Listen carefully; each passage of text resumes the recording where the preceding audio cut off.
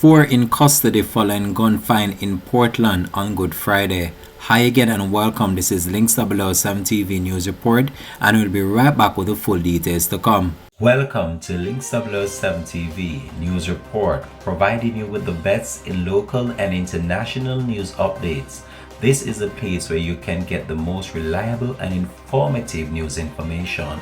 Links 007 TV News Report. Welcome back and thanks for joining us. This is Links 007 TV News Report.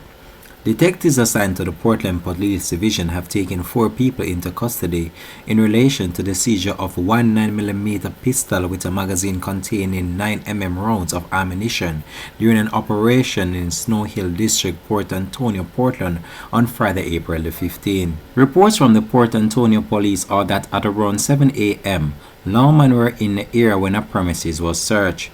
During the search, the firearm and ammunition were sealed in a bag in a yard.